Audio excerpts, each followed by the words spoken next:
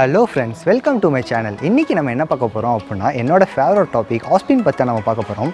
நார்மலாக ஒரு bowler ஆஃப்ஸ்பின் grip எப்படி பிடிக்கிறது, ஆஃப்ஸ்பினோட ரிலீசிங் பாயிண்ட், அதுக்கப்புறம் அதோட கொஞ்சம் ட்ரில்ஸ், என்னென்ன ட்ரில்ஸ் பண்ணால் ஆஃப்ஸ்பினை இம்ப்ரூவ் பண்ணலாம், அதை பற்றி அன்றைக்கி நம்ம பார்க்க போகிறோம்.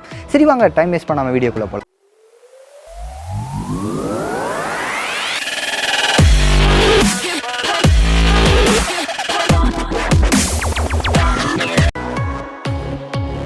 Before we enter into the video, பாலை எந்த மாதிரியெல்லாம் ஸ்பின் பண்ணலாம் அப்படிங்கிறத சொல்லி ஃபஸ்ட்டு பார்த்துடலாம்.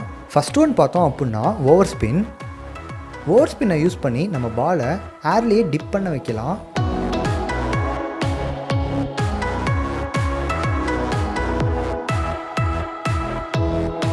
சைட் ஸ்பின்னை யூஸ் பண்ணி நம்ம பாலை பிரேக் பண்ணுறதுக்கு ப்ளஸ் பிச்சில் மூவ் பண்ணுறதுக்கு இந்த ஸ்பின்னை யூஸ் பண்ணி பண்ணலாம்.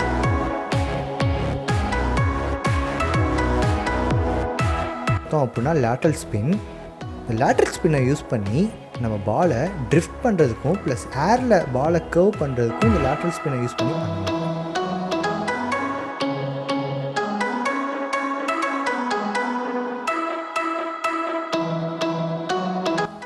Last and final one back spin.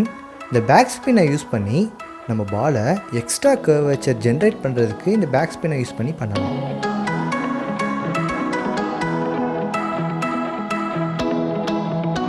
Okay, இப்போ நார்மலாக ஒரு பேசிக் ஆஃப் ஸ்பின்னருக்கு அவங்களோட கிரிப்பிங் தான் ரொம்ப ரொம்ப இம்பார்ட்டண்ட். இப்போ நீங்கள் கிரிப்பிங் ப்ராப்பராக பண்ணால் தான் உங்களோட ரெவல்யூஷன் லெவல் அதிகமாக இருக்கும். அப்படி பாலோட ரெவல்யூஷன் அதிகமாக இருந்தால் தான் பேட்ஸ்மேனால் ஆடுறது ரொம்ப கஷ்டம். ஓகேவா? இப்போ அந்த ரெவல்யூஷனை ப்ராப்பராக நம்ம கொண்டு வரதுக்கு நம்மளோட கிரிப்பிங் தான் ரொம்ப ரொம்ப இம்பார்ட்டண்ட். இந்த கிரிப்பிங் பற்றி தான் இப்போ நான் சொல்ல போகிறேன். ஓகே, இப்போ நீங்கள் ஒரு நார்மல் பேசிக் ஆஃப் ஸ்பின்னராக இருந்தீங்க அப்படின்னா உங்களோட கிரிப்பிங் வந்து நம்மளோட 4 ஃபிங்கர் இருக்குல்ல, அந்த 4 ஃபிங்கர் வந்து பாலோட ஆஃபில் வச்சுக்கோங்க.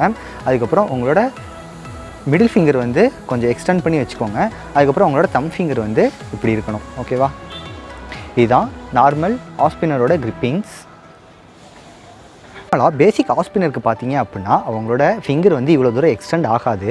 ஏன்னா அவங்க வந்து ஸ்டார்டிங்கில் இப்போ தான் பாலை வந்து பிடிக்கிறாங்க. ஸோ அவங்களோட ஃபிங்கர் வந்து இவ்வளோ தூரம் எக்ஸ்டெண்ட் ஆகாது. அவங்க வந்து கிரிப்பிங் எப்படி பண்ணோம் அப்படின்னா, ஜஸ்ட் அவங்களோட 4 ஃபிங்கரை வந்து பால் சென்டரில் வச்சுக்கோங்க. அதுக்கப்புறம் மிடில் ஃபிங்கர் வந்து அது பக்கத்துலேயே இருந்தாலே போதும். அதுக்கப்புறம் தம் ஃபிங்கர் வந்து பார்த்தீங்க அப்படின்னா இப்படி இருக்கணும். இப்போ பெஸ்ட்டு நீங்கள் ஸ்டார்டிங் பேசிக் ஆஃப் ஸ்பின்னராக இருந்தீங்க அப்படின்னா உங்களோட கிரிப்பிங் வந்து இப்படி இருந்தாலே போதும். நீங்கள் போக போக இப்போ உங்களோட கை வந்து ரொம்ப சீசன் ஆக ஸ்டார்ட் ஆகிடுச்சு அப்படின்னா உங்களோட ஃபிங்கர்ஸ்லாம் நல்லா எக்ஸ்டெண்ட் ஆகும். அப்படி எக்ஸ்டெண்ட் ஆகும்போது நீங்கள் நார்மல் பேசிக் ஆஃப் ஸ்பின்னரோட கிரிப்பை வந்து நீங்கள் பிடிச்சிக்கலாம் லைக் திஸ். இப்போ நீங்கள் பிடிச்சிக்கிட்டீங்க அப்படின்னா தான் உங்களுக்கு ப்ராப்பர் ரெவல்யூஷன் கிடைக்கும். நீங்கள் எப்போ உங்களோட பால் வந்து உங்கள் கைக்கு நல்லா அடங்குதோ அப்போ தான் பாலோட ரெவல்யூஷன் வந்து இன்க்ரீஸ் பண்ண முடியும். அப்படி இன்க்ரீஸ் பண்ணால் மட்டுமே பேட்ஸ்மேனால் ஆடுறது ரொம்ப கஷ்டமாக இருக்கும். இப்போ நம்ம கிரிப்பிங் எப்படி பிடிக்கிறதுன்னு பார்த்தாச்சு. நெக்ஸ்ட்டு வந்து ஆஃப் ஸ்பின்னர் எந்த பாயிண்ட்டில் ரிலீஸ் பண்ணால் ஒரு ப்ராப்பரான லேண்டிங் கிடைக்கும் அப்படிங்கிற பற்றி நம்ம பார்க்க போகிறோம். இப்போ நீங்கள் ஒரு ப்ராப்பராக ஒரு லேண்டிங் தந்தீங்க அப்படின்னா பேட்ஸ்மேனால் ஆடுறது ரொம்ப ரொம்ப கஷ்டம். அந்த ப்ராப்பர் லேண்டிங் தரதுக்கு நம்மளோட ரிலீசிங் பாயிண்ட் தான் ரொம்ப ரொம்ப இம்பார்ட்டண்ட். அதுக்கு உங்களோட ரிலீசிங் பாயிண்ட் எப்படி இருக்கணும் அப்படின்னு பார்த்தீங்கன்னா, உங்களோட பாம் வந்து இப்போ நீங்கள் கிரிப்பிங் பிடிக்கிறது பார்த்துட்டிங்க. ஜஸ்ட் இப்போ உங்களோட பாம் வந்து பார்த்தீங்க அப்படின்னா ரொம்பவும் ஸ்ட்ரைட்டாக இருக்கக்கூடாது.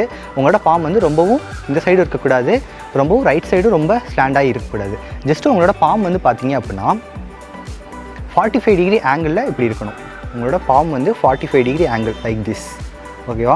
இந்த மாதிரி 45 டிகிரி ஆங்கிளில் இருந்துச்சு அப்படின்னா உங்களுக்கு ஒரு ப்ராப்பர் லேண்டிங் கிடைக்கும். இப்போ நீங்கள் ரிலீஸ் பண்ணும்போது உங்களோட பாலோட ரெவல்யூஷன் எப்படி இருக்கணும் அப்படின்னா லைக் திஸ். இந்த மாதிரி உங்களோட ரெவல்யூஷன் இருக்கணும். உங்களோட 4 ஃபிங்கரை யூஸ் பண்ணி பாலோட ரெவல்யூஷன் இப்படி நீங்கள் தரணும். இப்படி நீங்கள் தந்தால் தான் அந்த ரெவல்யூஷன் இப்படியே போகும்.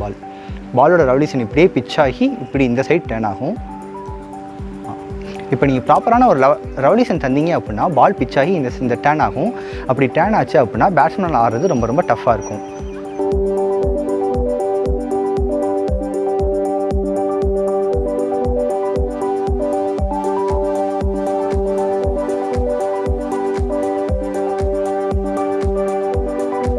நம்ம டாப் ரிலீசிங் பாயிண்ட் பற்றி தான் பார்க்க போகிறோம். இந்த டாப் ரிலீசிங் பாயிண்ட் எப்படி பண்ணணும் அப்படின்னா, உங்களோட இந்த பேக் ஃபார்ம் இருக்குல்ல, இந்த பேக் ஃபார்ம் வந்து மிடான ஃபேஸ் பண்ணி தான் இருக்கணும்.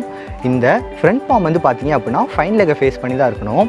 இப்போ நீங்கள் இந்த பாலோட ரிலீசிங் பார்த்தீங்க அப்படின்னா முடிஞ்ச அளவுக்கு உங்களோட டாப் ஆஃப் தி ஹெட் இந்த மாதிரி இருக்கணும். உங்கள் டோவை யூஸ் பண்ணி நல்லா மேலே போய் முடிஞ்ச அளவுக்கு எவ்வளோ தூரம் உங்களால் மேலே போக முடியுமோ அவ்வளோக்கு அவ்வளோ பேட்ஸ்மேனால் ஆடுறது ரொம்ப டஃப்பாக இருக்கும். இப்போ எக்ஸாம்பிள், இப்போ நீங்கள் ஒரு லேடர்லேருந்து போடுறீங்க ப்ளஸ் ஒரு சின்ன லேடர்லேருந்து போடுறீங்க. இப்போ நீங்கள் எவ்வளோக்கு எவ்வளோ ஹையர் லேடர்லேருந்து போடுறீங்களோ அந்த லேடர்லேருந்து பிச் ஆகிற பால் தான் ஆடுறது ரொம்ப கஷ்டம். அதனால் நம்ம லேடர்லேருந்தெல்லாம் போட முடியாது.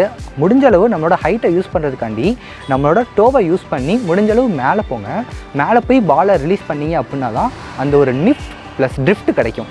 இப்படி பிச் ஆச்சு அப்படின்னா பேட்ஸ்மேனால் ஆடுறது ரொம்ப டஃப்பாக இருக்கும். லைக் அஸ்வின் வந்து பார்த்தீங்க அப்படின்னா அவரோட டோவை யூஸ் பண்ணி தான் அதிகமாக போடுவார். லைக் அஸ்வின், நேதன் லயன் இவங்கெல்லாம் பார்த்தீங்க அப்படின்னா அவங்களோட டோவை யூஸ் பண்ணுவாங்க. இப்போ ஆஃப்ஸ்பின்னருக்கு வந்து நம்ம எவ்வளோக்கு எவ்வளோ நம்ம ஹேண்டை யூஸ் பண்ணுறோமோ அவ்வளோக்கு எவ்வளோ நம்மளோட லெக் பகுதியை யூஸ் பண்ணால் மட்டுமே அந்த ஒரு டேன் ப்ளஸ் ட்ரிஃப்ட் கிடைக்கும்.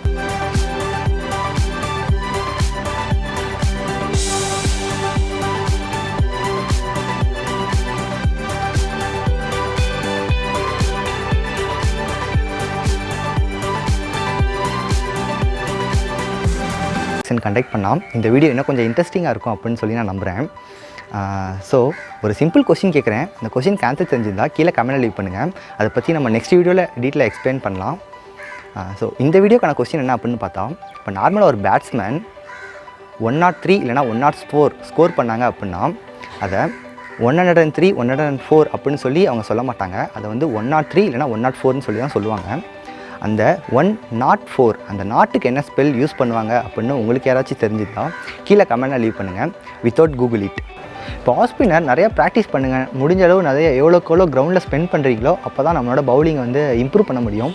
கரெக்டாக ஒரு ஸ்பாட் ஃபிக்ஸ் பண்ணிக்கோங்க. அந்த ஸ்பாட்லேயே போட்டு பழகுங்க. இப்போ நீங்கள் சும்மா வீட்டில் இருக்கும்போது பால் இப்படி ரெவல் பண்ணிகிட்டே இருங்க. அப்போ தான் அவங்க அந்த ஒரு சீசன் கிடைக்கும். ப்ளஸ் பால் வந்து உங்கள் கைக்கு ரொம்ப அடக்கமாக இருக்கும். உங்கள் பால் வந்து எப்போ நீங்கள் உங்கள் கைக்கு அடக்கமாக இருக்குன்னு ஃபீல் பண்ணுறீங்களோ அப்போ தான் நீங்கள் சொல்கிறத பால் கேட்கும். இந்த மாதிரி கிரிக்கெட் வீடியோஸ் வேறு ஏதாச்சும் வேணும் அப்படின்னாலும் கீழே கமெண்ட்டில் லீவ் பண்ணுங்கள். உங்களுக்கு நான் ஃபாஸ்ட்டாக வீடியோவை பண்ணி உங்களுக்கு நான் அப்லோட் பண்ணிடுறேன். மோர் ஓவர் பார்த்தீங்க அப்படின்னா இந்த வீடியோ நிறையா கிரிக்கெட் லவர்ஸ்க்கு ஷேர் பண்ணுங்கள். உங்களுக்கு ரொம்ப யூஸ்ஃபுல்லாக இருக்கும். தேங்க்யூ ஃபார் வாட்சிங் this video. Stay tune for upcoming